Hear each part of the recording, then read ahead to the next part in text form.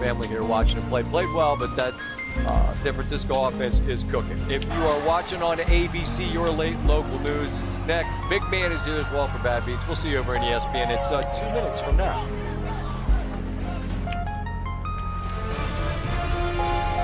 ESPN thanks you for watching this presentation of the National Football League. Live? Okay.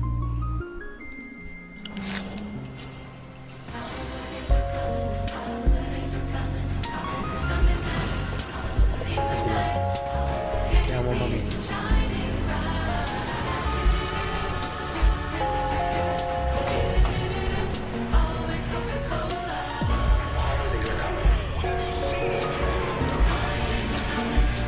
Yeah, dude.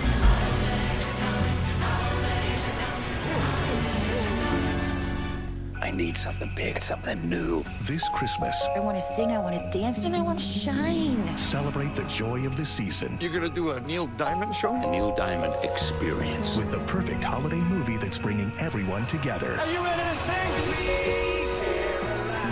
Oh, okay, hold on. It's good. So good. Just to warn you, it may get loud. Songs on Blue, rated PG-13. Where Only am I theaters at this here? Christmas. This is a react. There it is, Limu, the 50-yard line. Soon we'll be telling the whole stadium how Liberty Mutual customizes car insurance to save people hundreds. Whoa. Ah. Looks like we're walking. There we go. Get him at halftime. Only pay for what you need. Liberty, liberty, liberty, liberty. On the 12th day of winter, the Jeep brand gave to me 12 switchbacks winding, 11 rubber duckies, 10-inch touchscreen, 9 pine tree sparkling, 8 decades going, 7 slots of shiny skip. Oh, but people want to see that, right? Finger waves, and only one. Jeep, there's only one. Right now during the Jeep Wrap-Up the Year sales event, well-qualified lessees can lease a 2026 Jeep Wrangler Sport S gas model for $359 a month, or purchase and get no monthly payments for 90 days. I guess. Let me see what this looks like on my phone, right? Because Welcome that's in what to the whole nationwide target postgame audience on a is. Monday night here in Motherfuckers on my Indianapolis. phone. The 49ers score 48. Phillip Rivers, hard not to be impressed by what this 44-year-old man had in the bag tonight, but couldn't keep up with Brock Purdy, who had a 5-touchdown night. The first ever Niner quarterback to have 5 touchdowns passing on Monday Night Football, and they are known as the Faithful. And man, did they show out tonight. A whole lot of Niner fans to build. Good to have you along with us. How are you? I'm Scott Van Pelt. We'll visit with one of the stars of the game. Going to talk to Joe and Troy here in just a moment. Phillip Rivers, one of the Giants storylines coming in for the obvious reasons, but it is a San Francisco team with a direct path to the 1 seed that continues to play like it could be just that. 24-17 in the third, and there's Jawan Jennings, and you want the ball? Nope. Oh, that's not in the spirit of the holidays, is it? After it looked like maybe the Niners had a touchdown pass to Tonjes, very next play, they don't challenge. We don't need to. That's Purdy to Christian McCaffrey. Alright. Turn that shit off. Close to the machine. Alright, we'll just turn that off there.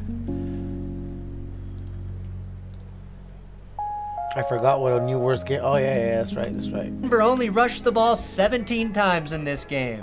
They did have 6 yards per carry, but a lot of that was inflated based on Harvey's big run.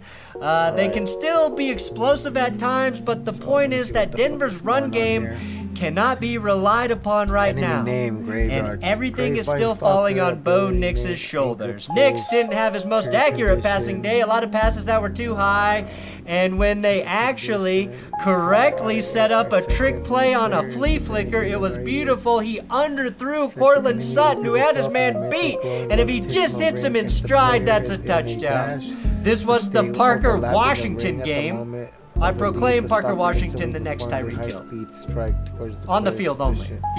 There's no other way of explaining why he was so good. I mean, he was borderline unstoppable. It was like Liam Cohen showed Broncos fans how we should be using Marvin Mims. Duval. You just had to be really good after that one, right, Liam? I knew Parker Washington was a dangerous returner. He has 3 career punt return touchdowns, 2 this season against the Texans and Patriots, so good teams. What I didn't know is that he was impossible to tackle and that he'd have his first ever 100-yard receiving game against the Broncos. I'm not sure if there was a defender left for him to embarrass either. His insane touchdown grab, his ability to get wide open, his ability to shake and break tackles. 90 of his 145 yards were yak, which is a lot. But so is the other 55 yards of just getting fucking open and tackled. There's a town in Denver, in the Denver area called Parker, and I'm never going there ever again, which is gonna be tough because that's where my proctologist is located and I have to get weekly butt checkups. Good luck making rent without these cheeks, Dr. Spector. Good luck to you. Oh, and this was, this was his second 100-yard game for Parker Washington. Second 100-yard game. Okay, that's not as bad. That's not quite as bad. You're still gonna have to find yourself a new butt to inspect, Spectre. The other thing that was weird in this game was the officiating. If I told you the refs threw 4 flags for rough hits, and the one that they picked up and said was a legal hit was the hit that sent Pat Bryant to the hospital on a stretcher, would you believe me? Would you believe me? Because that's what happened. They throw these flags to make the game safer, but then the hit that actually sends the guy to the hospital is not a penalty. Weird, right? Now, I'm not blaming the refs for the loss at all. Broncos got outplayed. I'd love to blame them. I really would. But I've got to point out how fucking weird that situation is. Lil Jordan Humphrey drew an unnecessary roughness penalty for a hard hit. A really good hit, in my opinion, by the Jag. Got in a car accident? Don't call a lawyer. Use this free AI tool instead. That's how I walked away with $93,000 from what they called a minor crash. Okay, so a few months ago, I got rear-ended, back pain, neck pain. My car was totaled. I missed work and had doctor visits after doctor visits, and my bills were piling up. And guess what the insurance company offered me? $5,000 for the car and another $4,000 for the injury. Like, I was genuinely insulted. That wouldn't even cover my medical bill, let alone get me a new car. Then late one night, scrolling through my phone, I found a video just like this, not some sketchy ad, not a lawyer begging for clients. It was something genuinely new. It was an AI-powered legal tool called Case Connect. And this isn't your average claims form. This AI works like a Harvard-trained attorney. It cross-checks your case against over 100,000 past accident settlements to work out the maximum payout. So it matches your accident to similar accidents, finds the highest payouts, and uses them as evidence for your claim. So in 30 seconds, it told me I was owed way more than $9,000. Spoiler alert, I got $93,000. So once it qualifies you, Case Connect AI sets you up with a human specialist who gets you what you're legally owed, and it gets you it in weeks. Yes, you heard me correct. Weeks. Not months or years like every other personal injury firm. In weeks. So you don't chase paperwork, you don't deal with adjusters, you just get paid. AI is replacing all, sure. But right now, it's replacing disrespectful lowball offers with real money in your pocket. Don't miss out like I almost did. Click the link, take the 30-second quiz, and let Case Connect AI get you every dollar you're owed and deserve. Case Connect, Case Connect is the link down below and get paid. Case Connect, Case Connect. See how much you can get in 30 seconds or less.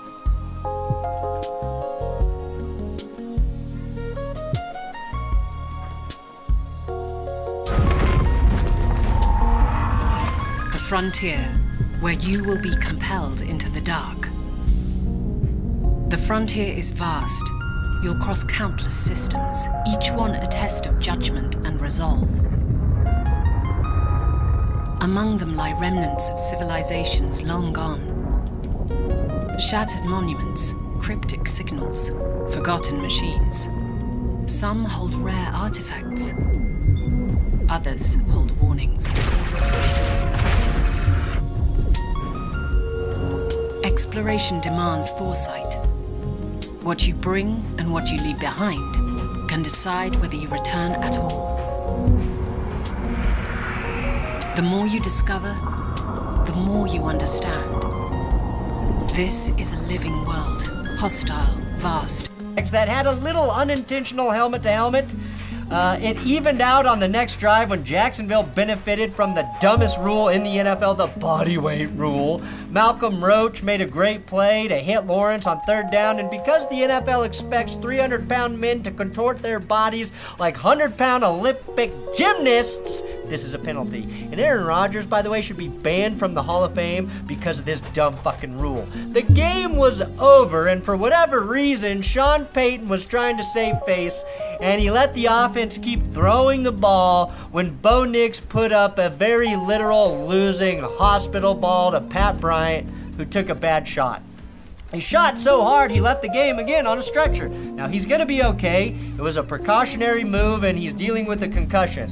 But the refs threw a flag on that play and then picked it up because there was no contact in the head or neck area.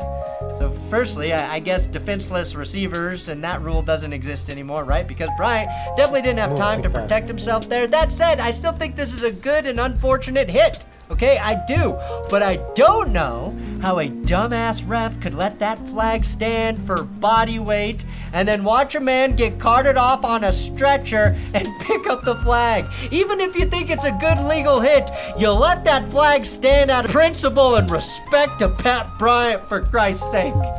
It wouldn't have changed the game at all either. The game was already over. And now, referees, you just look evil. Broncos lost this game in the second half. It's the first game in 11 games this season where, despite amassing yards and moving the ball, that they couldn't finish drives or make the comeback. The Jags did whatever they wanted for most of the second half, and it was a big reason Trevor Lawrence became the only player in the NFL with 2+ passing touchdowns and a rushing touchdown in back-to-back games this season.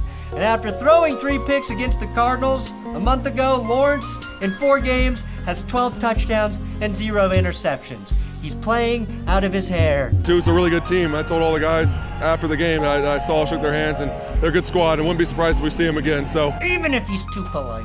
The straw that broke the Broncos' camel was the exchanged handoff between Bo Nix and RJ Harvey. A read option where Nix couldn't make up his mind.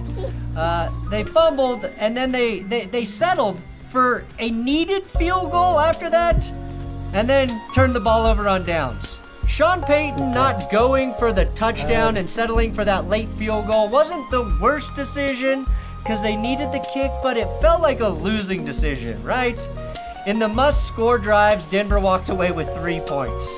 And as a Broncos fan, I'm used to getting outplayed, but still winning. That's the way I like to do it. And again, when Bo Nix stepped out before throwing it away, I knew it was just a bad day. Despite 5 sacks, 445 yards of offense, 100 rushing yards, Denver got thoroughly outplayed. The good news is this was the Broncos' first loss since September. Yeah, that's pretty cool. They control their own destiny. I control my destiny. Just pray we don't have to face these polite juggernauts again in the playoffs. Thanks for watching That's Good Sports. Please subscribe here on YouTube. If you don't subscribe here on YouTube, Trevor Lawrence is going to politely kick the shit out of your team next, and you're not going to like it. You're going to hate it, actually.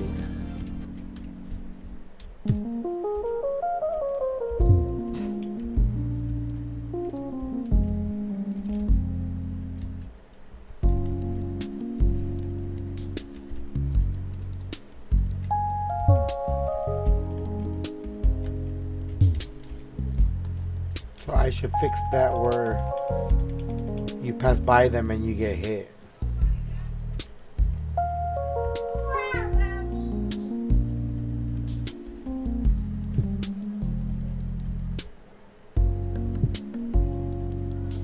Why do they all have the same animation sprites?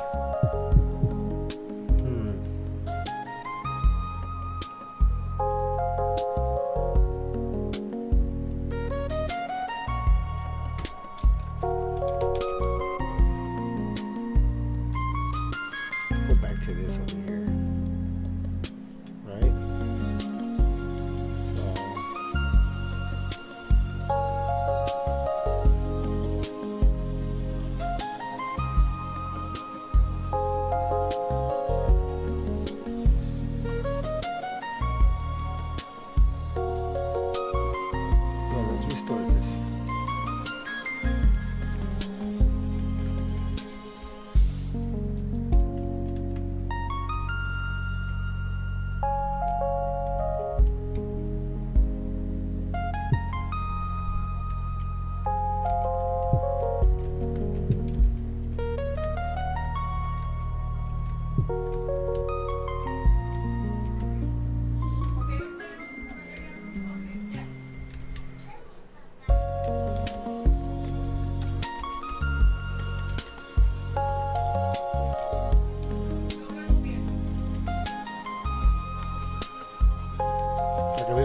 walk by them, and if I'm not in that circle,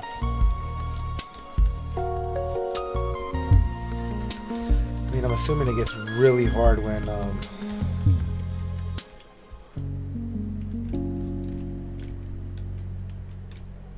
okay.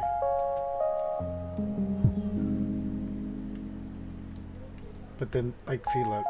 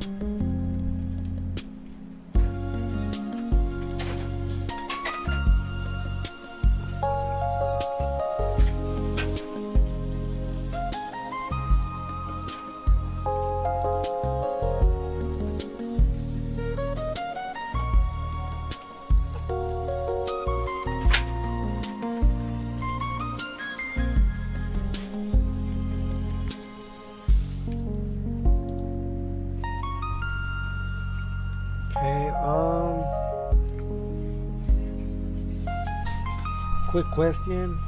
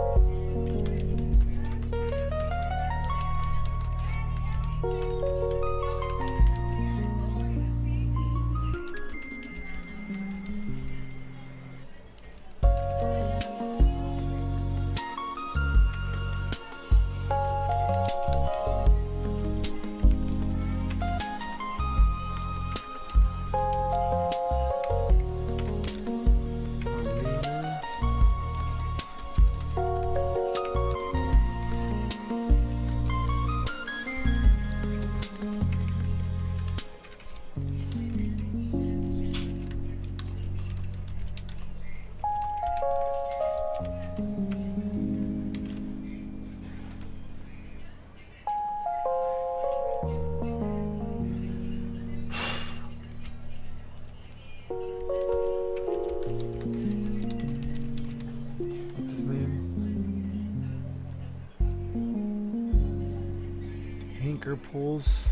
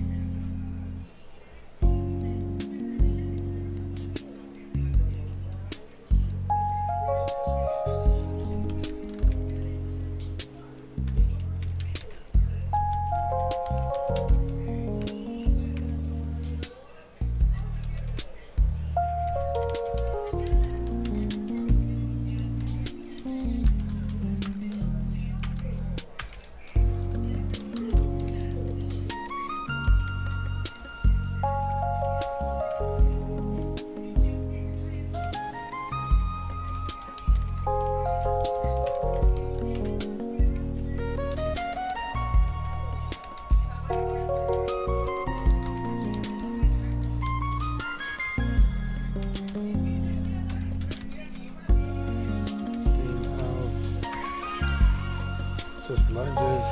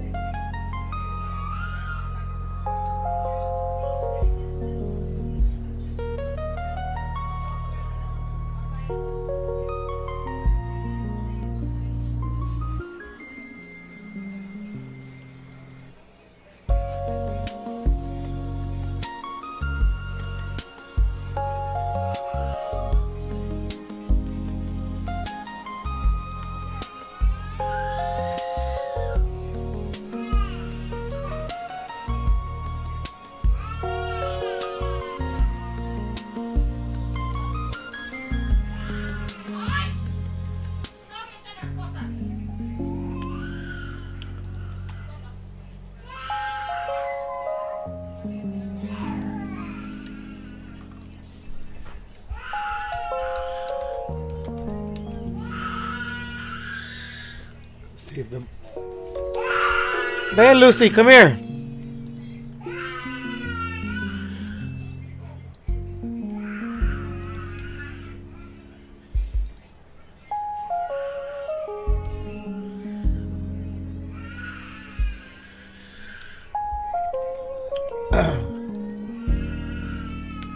The arena and wilderness doesn't load. Getting a white screen and only see the UI HED.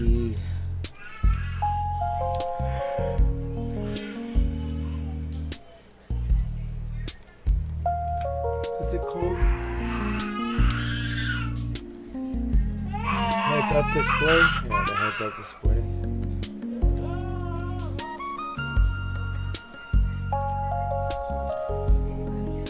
Hey, mommy. Gucci, baby girl. Want to change your diaper? See? Yeah? Okay, let's go. Go change your diaper. Go change your diaper.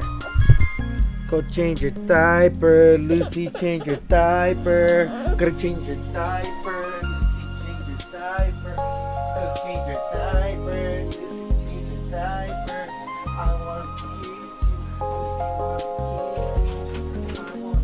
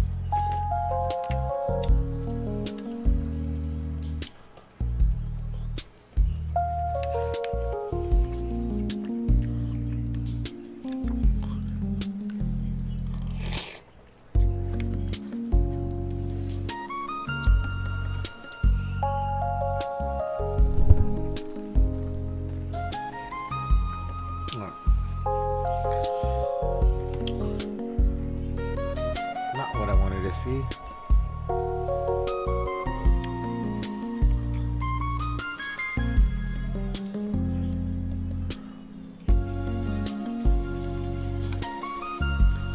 What if you can create your own website by saying, this is what I want? With Wix, you can. First up, let's talk about AI color themes. You can get any combos you want. Bold and bright, minimalist and sleek, or something you... What do you think about Stefanski? People are kind of getting loud about his whole kind of demeanor as a head football coach. I would love to understand your thought process of just how they're managing Shedeur. Ownership hasn't been good. Team hasn't been good. You get bad habits. If you're a fan of football, you don't want anything to be what Cleveland Browns has been. Amen. A few weeks ago, the Cleveland Browns had a quarterback throw for nearly 400 yards and 3 touchdowns, something that hasn't happened for the franchise in 75 years. And they pulled him off the field on the most important play of the game. Then just over a week later, the organization publicly said that they might bench him next year for a guy who hasn't played football in 2 years and tore his Achilles twice. And by the way, even pre-Achilles tear, was one of the worst quarterbacks in the history of the National Football League. Their head coach, a 2-time coach of the year, is about to get fired after back-to-back 3-14 seasons. And now there's a report saying that the Browns want to bring back Bill Belichick, the same coach they fired 30 years ago who went on to win 6 Super Bowls somewhere else. I don't think I've ever had so much dysfunction about one franchise in one video. It was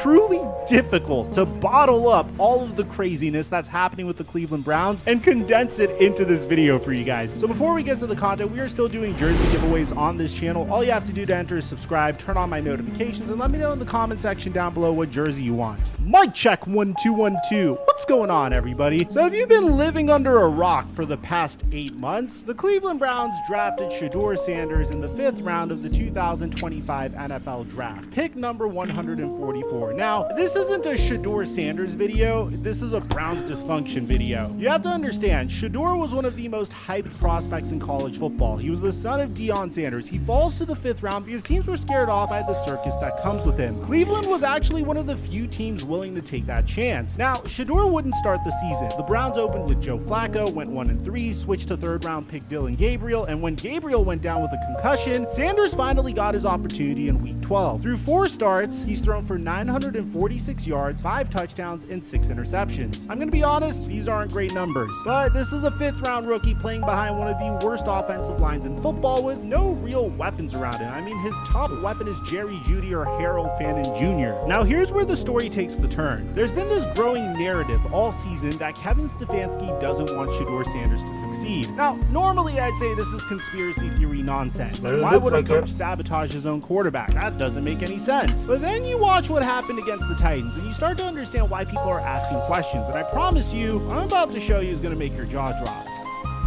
So let's go back to December 7, 2025. The Browns are facing off against the Titans, 2 of the worst teams in the NFL. Shedeur Sanders is having the game of his life. Shedeur became the first quarterback with 300 plus passing yards, 3 plus passing touchdowns, and a rushing touchdown in the same game since 1950. This 22-year-old rookie who was drafted in the 5th round just did something that no Browns quarterback has done in 75 years. Not Baker Mayfield, not Derek Anderson, not Brady Quinn, nobody in 3/4 of a century. So the Browns are down 30 31-17 with 6 minutes left. And the game looks over, right? Nope. Sanders leads them on 2 consecutive touchdown drives. He scores on a 7-yard run to make it 31-23. Then he hits his rookie tight end Harold Fannin Jr. on a 7-yard touchdown with just over a minute left to make it 31-29. On those final 2 drives, Sanders completed 9 of his 10 passes for 115 yards. The kid is on fire. He's in the zone. He's absolutely cooking the Titans. All they need is a 2-point conversion to tie the game and send it to overtime. So typically you would think in these situations you just feed the hot hand, but Kevin Stefanski pulls Shedeur Sanders off of the field. The man is 9 for 10 on his last 10 passes, and you take him out of the game on the most important play. Stefanski calls a wildcat play with Quinshon Judkins taking the direct snap. Judkins is supposed to pitch it over to his receiver on a reverse, but Judkins runs right past him, realizes he messed up, and throws an incomplete pass into traffic. The reaction was immediate and it was brutal. Shannon Sharp went off on X saying that the Browns removing Shedeur constantly on goal-to-go situations and going wildcat needs to be studied. He played his butt off, and on the most important snap, he's on the sideline. Now, in fairness to Kevin Stefanski, there was an earlier 2-point conversion in that game where Sanders fumbled the snap, so maybe he just didn't trust Sanders after that. But come on, bro. Your quarterback just went 9 for 10 on back-to-back touchdown drives. He literally just put the team in position to tie the game, and your solution is to take the ball completely out of his hands for a trick play with rookies who never run it in a real game situation? Some people were suggesting that the Browns were trying to tank the game on purpose just so they could improve their draft stock. And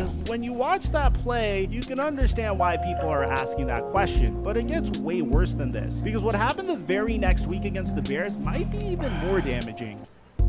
The Browns get destroyed 31-3 by Chicago, and according to Jason Lloyd at The Athletic, the whole thing was a disaster from the opening snap. Sanders inexplicably lost his play sheet out of his wristband during the first drive. The Browns had more penalties than offensive snaps midway through the first quarter.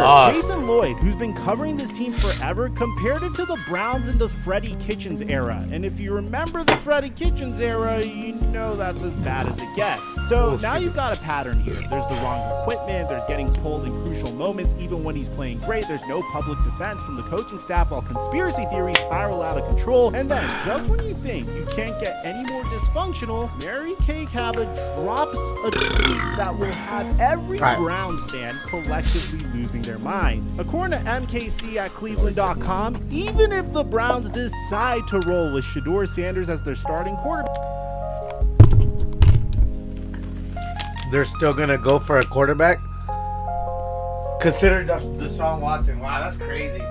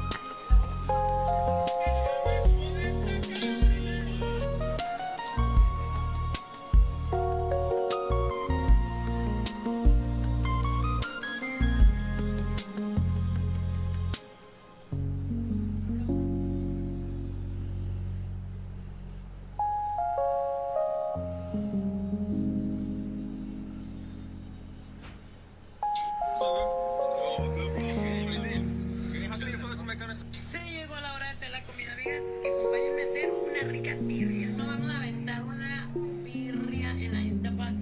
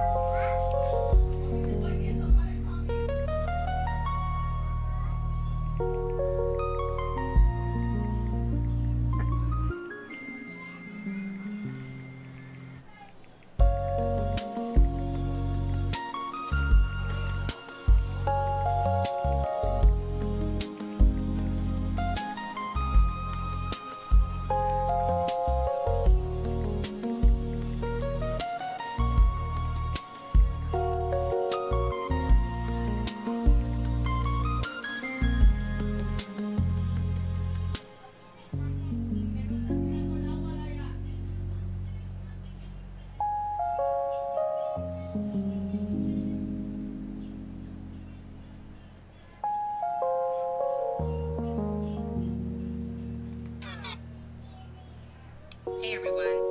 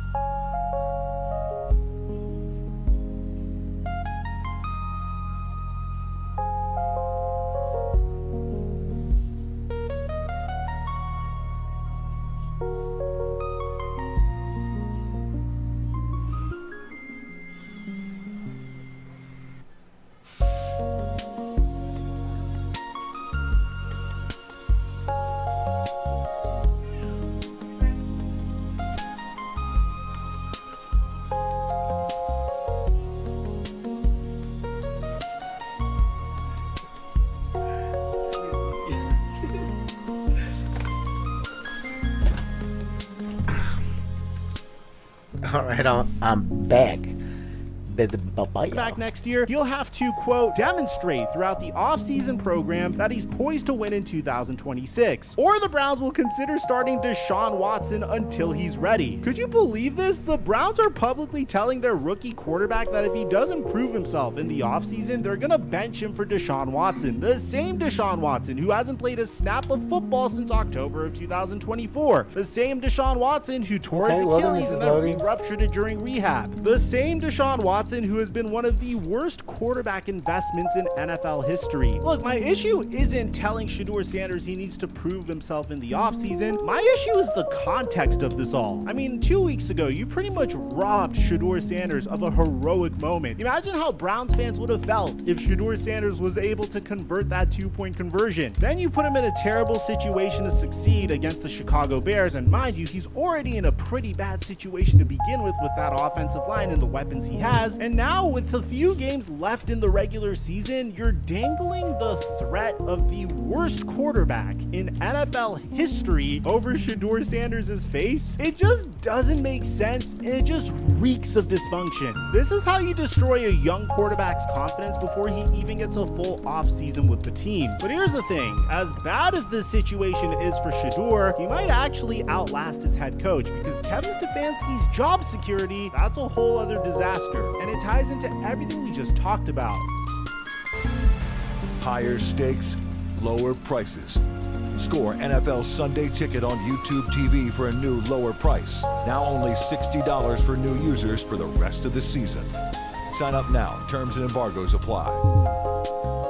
I want to emphasize the point that this is not a Shedeur Sanders puff piece. This is a Cleveland Browns dysfunction video. I want to make sure to repeat that because I know we're going in depth on all of these topics, but what's happening in Cleveland is absolutely insane. Kevin Stefanski is a two-time NFL Coach of the Year. He won it in 2020 when he took Cleveland to the playoffs and beat the Steelers in the wild card round, and then he won it in 2023 when Joe Flacco came off the couch and led the Browns to an 11-5 record. In his first 4 years with Cleveland, Stefanski went 37-30 and made the playoffs twice. For a franchise as cursed as the Browns, that's really impressive. But here's the problem. Since the start of the 2024 season, Stefanski is 6-25. That's 6 wins in almost 2 full seasons. The Browns went 3-14 last year. They're about to go 3-14 again this year. His overall record in Cleveland is now 43-54. And Jimmy Haslam, the owner, said before this season that another 3-14 campaign wasn't going to cut it. Well, Jimmy,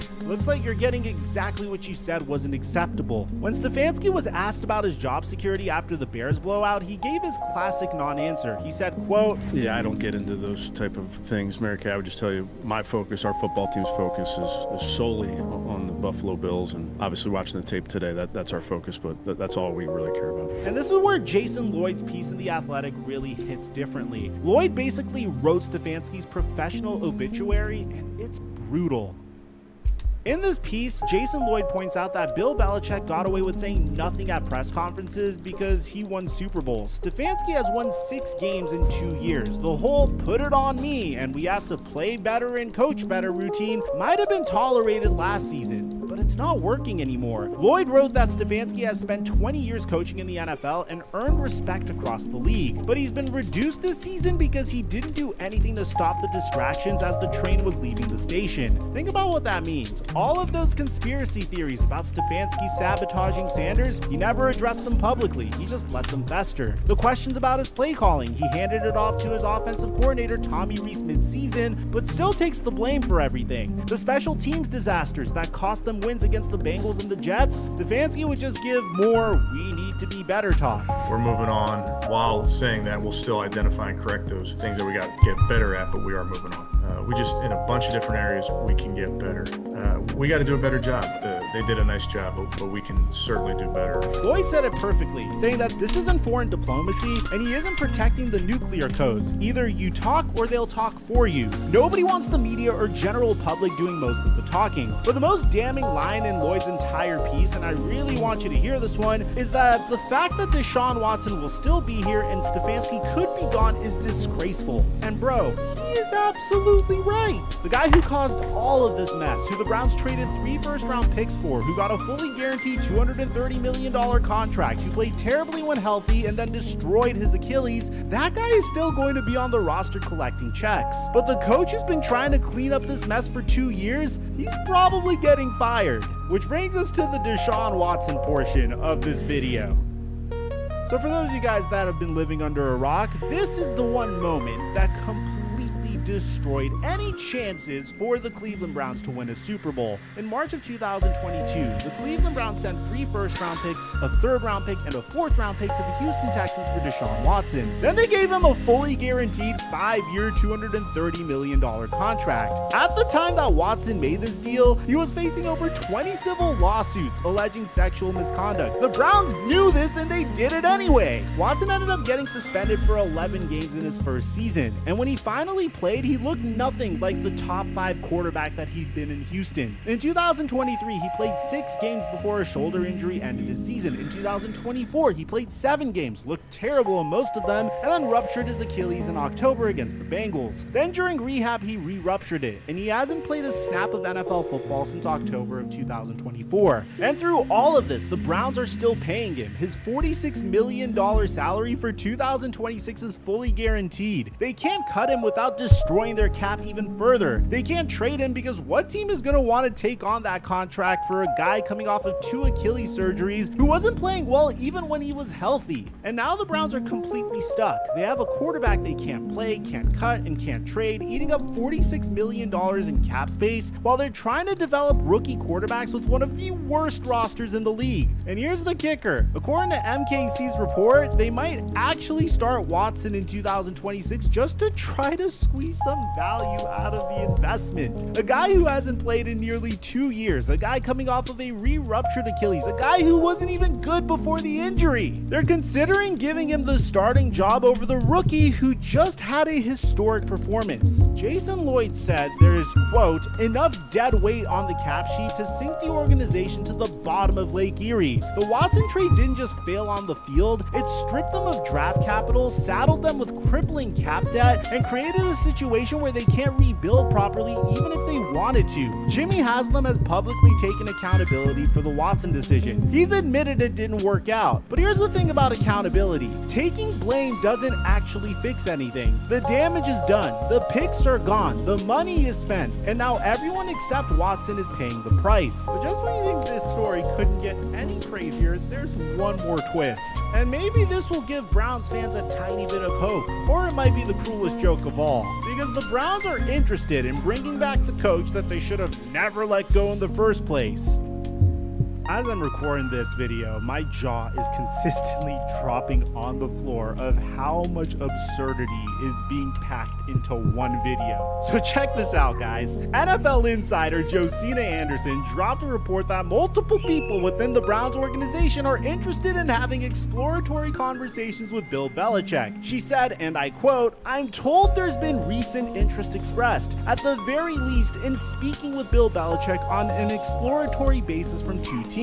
My understanding is Belichick has upper-level personnel still fond of him in Atlanta, New York, and Cleveland." Now, for those of you guys that don't know the history, and this is important, Bill Belichick was the Cleveland Browns head coach from 1991 to 1995. In his final season, he went 5-11 and got fired by owner Art Modell. Then Modell moved the entire team to Baltimore, where they became the Ravens and eventually won multiple Super Bowls with a different coaching staff. Belichick would then become an assistant, then became the head coach of the New York Jets for a day before famously resigning and taking over the New England Patriots. And you know what would happen next? 6 Super Bowl championships, the greatest dynasty in NFL history. Tom Brady, 20 years of dominance. The Browns fired Bill Belichick and he became the greatest coach the sport has ever seen. It's arguably the most painful what if in Cleveland sports history. And now, 30 years later, there's talk about bringing him back. The poetic justice here is almost too much. The Browns fumbled Bill Belichick once. They watched him win 6 championships somewhere else, and now they want a second chance at it. This would be hilarious given all of the controversy surrounding Bill Belichick right now. Which brings us us to the question, would Bill Belichick even want this job? Think about the situation he's currently in North Carolina and what he'd be walking into. Currently, he's had a very rough year in North Carolina. We've made way too many videos documenting the instability and the rumors surrounding his coaching staff and his 24-year-old girlfriend that's never going to turn 25, I think, for the rest of our lives. Believe it or not, I think the Cleveland Browns situation is even worse than what he's dealing with in North Carolina. Think about what he'd be walking into. A $46 million quarterback who can't stay healthy and clearly isn't as good as he once was. A rookie quarterback that the organization is already undermining publicly. A roster that Jason Lloyd pointed out is nearly one-quarter rookies because they had no draft capital from the Watson trade. A salary cap situation that's a complete disaster. And an owner in Jimmy Haslam who has a reputation for meddling, which is the exact opposite of the total control that Belichick demands. Belichick's dynasty in New England was built on autonomy. He was the head coach and the general manager. He made all the personnel decisions. He had the final say on everything. Can you imagine him working under the Haslams? Can you imagine him dealing with the Deion Sanders media circus that comes with Shador? Can you imagine him trying to navigate the Watson contract disaster? Belichick is currently the coach at UNC, where he just started building a program. Maybe he looks at Cleveland and sees one final challenge. Maybe he wants to prove he can win without Tom Brady. Maybe the full circle story is too good to pass up. Or maybe he looks at this dumpster fire and says, no thanks, I'd rather stay in college where I don't have to deal with any of this nonsense.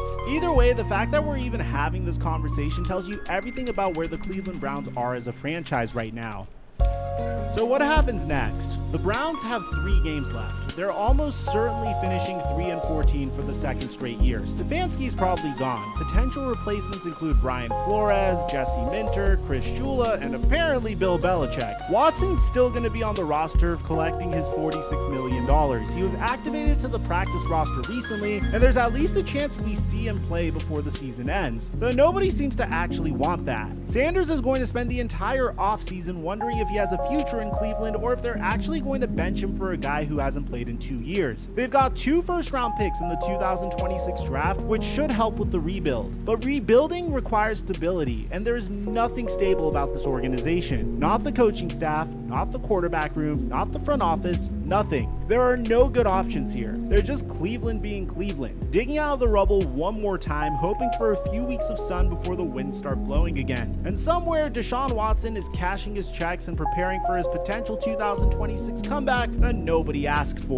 I believe there is a light at the end of the tunnel. The Browns do have multiple first-round picks in this year's NFL draft. They need to stop searching for a quarterback and start building around the quarterback. Because in the event that Deshaun Watson or Shador Sanders or Dillon Gabriel aren't the guy, they need to make sure that the next guy that they draft comes into a situation where he's not consistently getting sacked, playing behind one of the worst offensive lines in the NFL, and actually has legitimate weapons to throw the football to. Let me know in the comment section down below what you guys think about all this. Aside from that, I don't know if you guys heard, but Joe Burrow's recent comments have been absolutely insane, and people are speculating that he might ask out from Cincinnati soon. I made a separate video breaking down everything he said over the past 2 weeks, and I'll meet you guys there. I'm your boy Mike, dropping our mic until our next upload.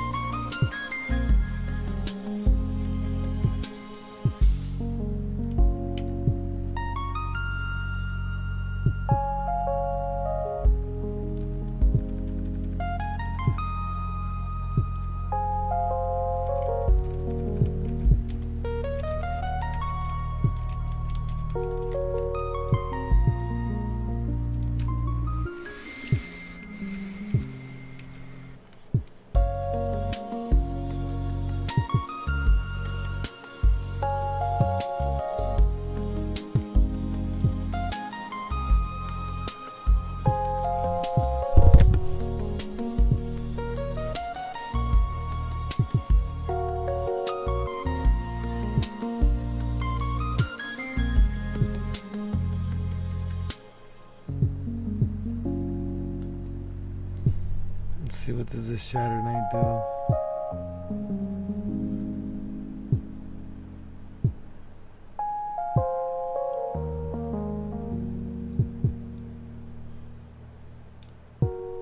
Okay, definitely is not doing the Shatter Zone after the impact.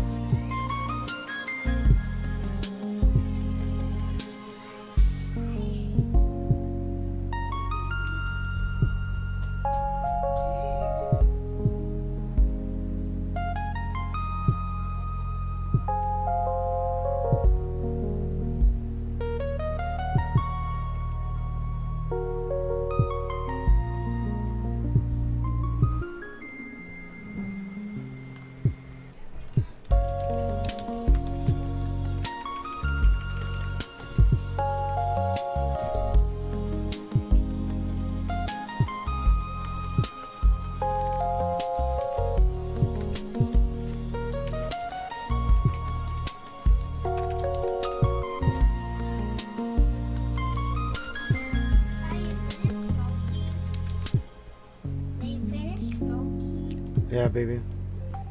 Can you sleep in my room? You gotta sleep in my room, Dad.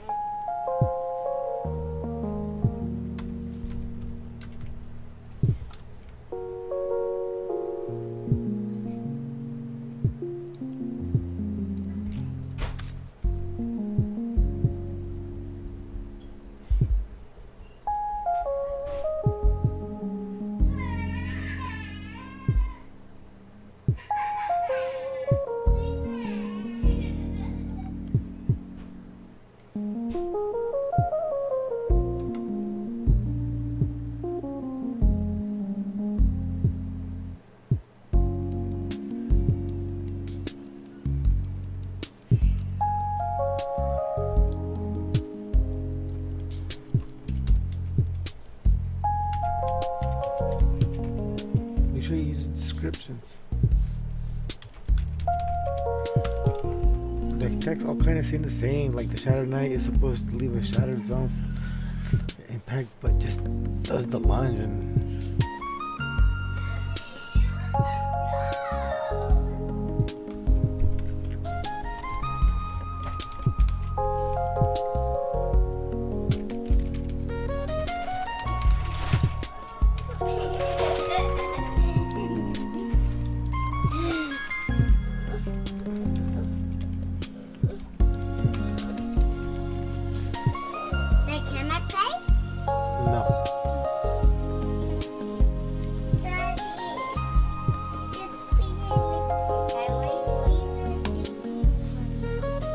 Because I'm trying to finish this game, baby. No, you're not. Yes, I am. So right now, these monsters kind of like look like they all do the same attack move. Can I play? I awesome. You are awesome. They're my favorite games. They're my favorite games, Daddy. Yeah? Yeah. Can I play? Oh, shit. Don't say that word.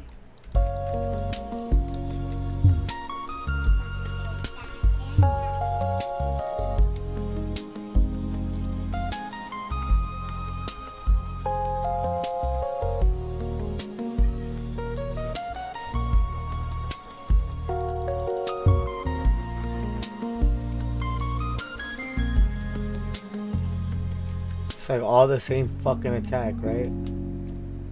It's the fucking same attack, dude.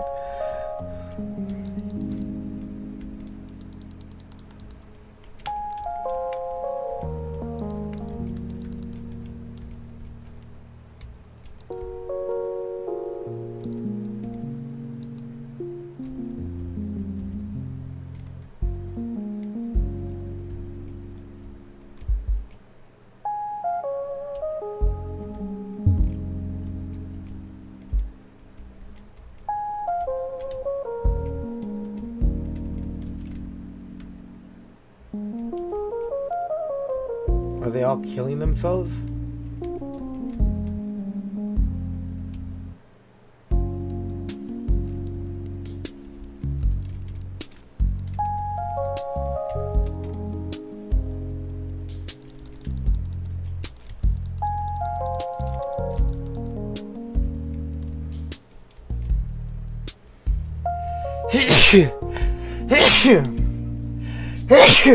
Oh, excuse me.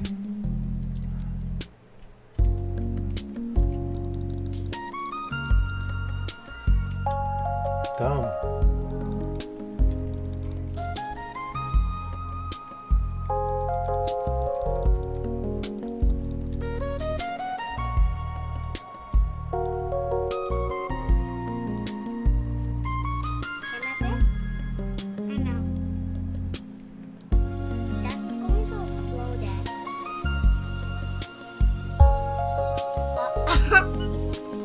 You kill it?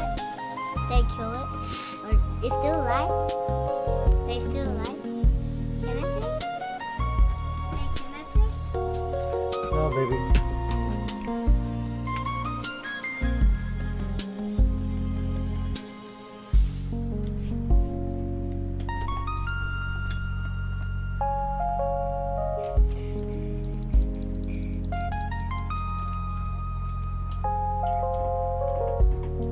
So dumb.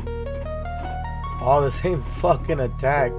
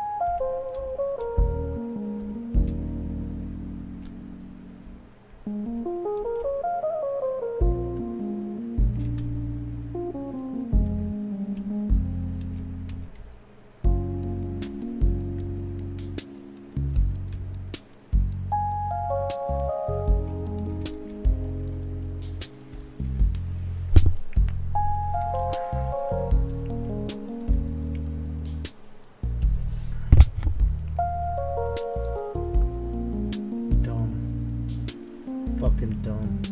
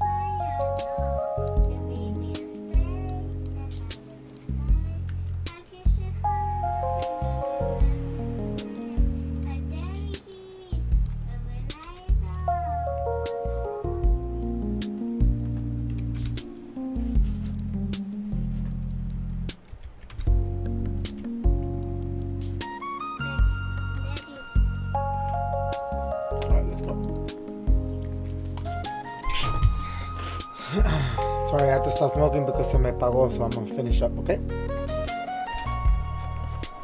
Let's go.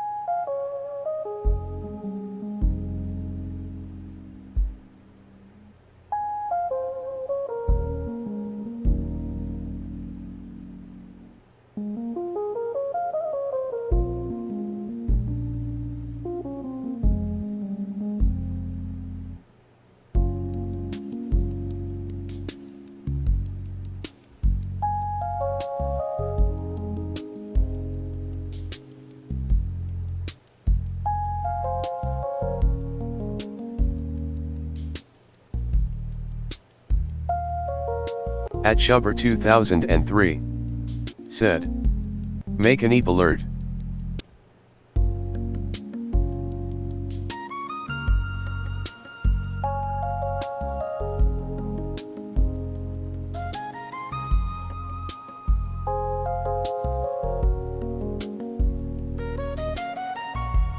At Shubber 2003 said, NEEP alert.